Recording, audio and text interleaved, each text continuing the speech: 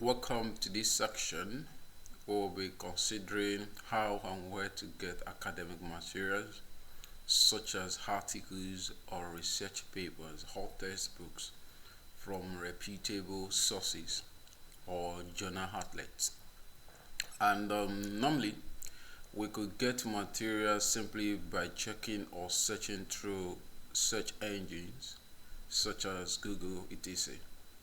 However, this means is very limited, right? Because let's say that I'm just looking for a topic on Google. I just type it out. It's going to bring different things, blogs or website and all that. But I want to tailor down my search to only um, articles, academic materials, and all that. So what we are trying to look at in this section is to go deeper on ways of extracting materials for your research work. So we are going to be looking at a couple of them, and please just look at the description section. You are going to get the list of reputable journal outlets that we're going to be looking at or considering in this video.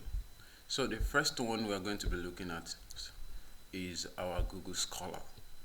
So Google Scholar is let me say is Jack and Harry.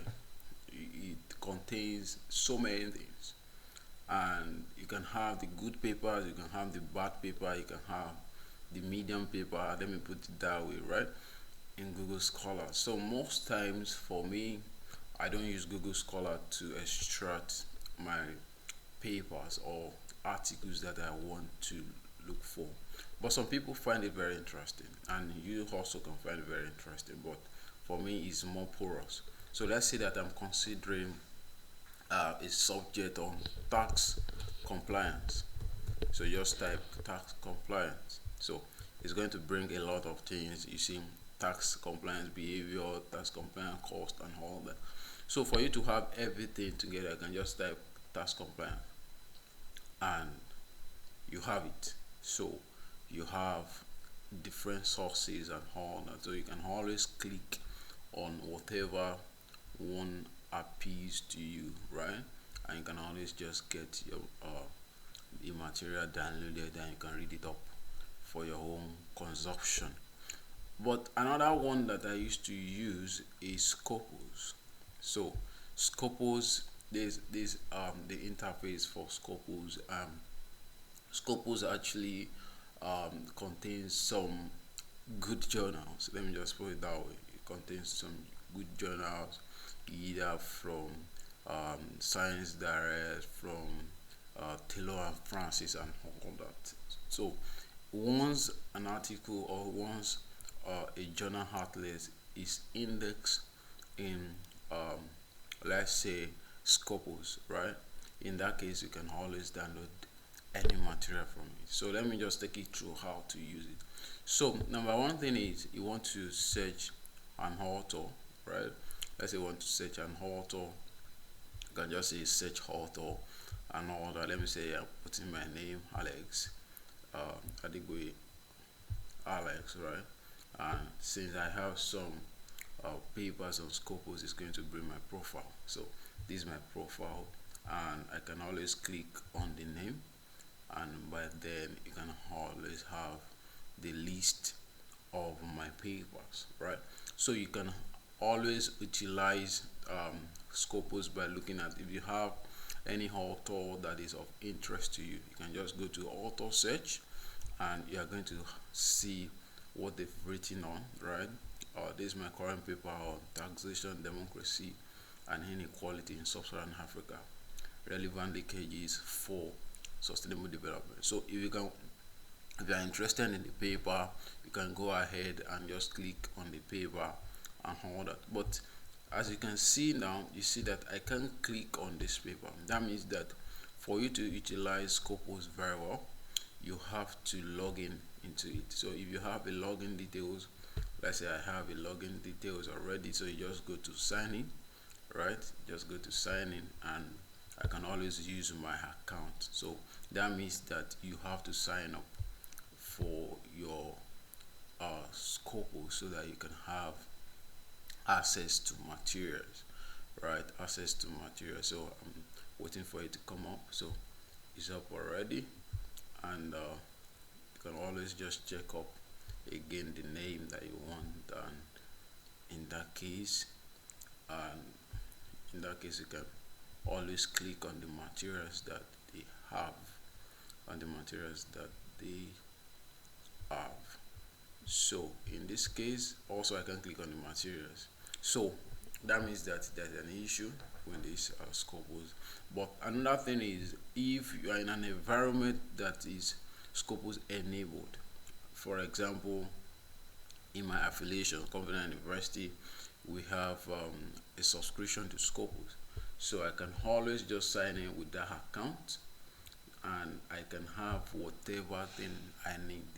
So let me sign up from my own account and just try to sign in through my affiliation account, just a bit. So in that case, you'll be able to download material, you can be able to access. So these sources is if you have any journal of interest to you, so you can just click on the sources and it's going to bring the journal outlet for you. So let me sign in with my affiliation account, and so we have Covenant University here.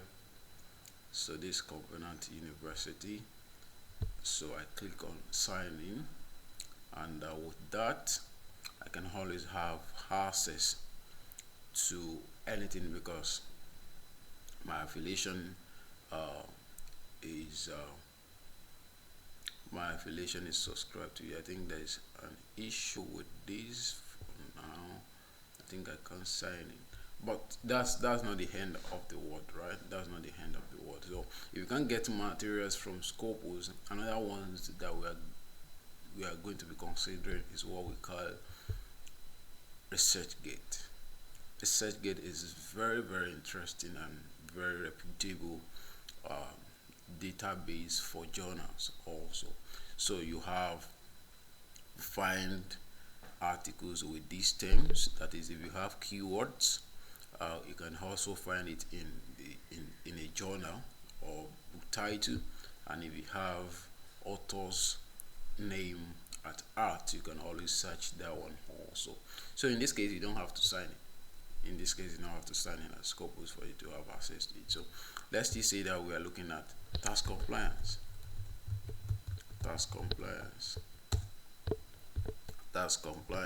So our task compliance, you can just type and search. So it's going to give you a list, right? It's going to give you a list of anything that is around task compliance, right? It can give you a list of things on task compliance. You can see what we're having. We're having technology and task compliance spillover and all that. We are having vertical taxing, right, and task compliance norms and all. So anyone that is appealing to you can just come to it. And if you want to get the materials, let's say I want to get the material vertical tax, right, so I'll just come to view PDF. So it's going to take me to another window in which I can view. So let it load, in which I can always view the material and download, and I just read up for my own consumption, and at the end of the day you cite it, right? So you read any part that is appealing to you, and at the end of the day you are going to cite it. So we are still waiting for it to load, and good. So in this case I have it. So I have the material already, so I can always scroll up and just say, okay, let me see the abstract. So I can start the reading from the abstract and all that. And so if you are using the kind of browser that I'm using, you can always just download it from here. So download the file, right? So I'm using Chrome, so you can always download the file here. But before you can download it, you can always just feel free to read up, right? Read up the abstract, read up the introduction, any aspect that is appealing to you, and you get your material, and you see that it's beautiful for you to continue using. So Wiley, Wiley is another Wiley Online Library is another place for you to get articles for your research work. So let's say that I'm still looking at my tax compliance. So I'm still looking at tax compliance. So I tap it into the search and I just search it up. So the search I'm just doing here, they are just basic search, right? So these are just basic search. So there are some search that you have to filter if it is articles that you want, if it's journal that you want, if it is books that you want, if you have the one for a year and all that. Those are advanced search, but in this case we are not looking at all that. So we're just looking at how we can actually just search and the sources in which we can get a good journal for our research work. So see all those things is coming out with a lot of result, right? What motivate tax compliance, you can just go ahead and click on it, go ahead and click on it, and yeah, you have it. So you have it and all that, you have it and all that. So sometimes if you don't have subscription, you will not be able to download all these materials, right? And in this case, uh, there is what we call cyber hub, in which we are going to be looking at the end of the day. I'm going to tell you on how to use cyber hub for your research work, for materials that you can download, for material that you can get, right? So I'm going to teach you on how to use cyber hub. So another one that we have is Sage. So we have Sage Journal. We have Sage Journal. So in that case also, you come to this search box, you type whatever thing that you need and you search it up, right? You search it up and it's going to give you a list of what you have, right? You see a list of all these things, a list of all these things. So compliance over the life firm life course and all that, right? So it as if it's locked, right? So at the end of the day, I'm going to tell you on how to open them. On how to open them. So another thing that we have here, we are Springer. So Springer also is a very good journal outlet, yeah, journal basis for journal outlet. So also you come to search engine here. Also you put your subject that you need, your area of interest, and you search it up, and it's going to come up, yeah, you see a lot of things that we have there. So it's going to just streamline it to whatever thing that you need. And also we have Taylor and Francis.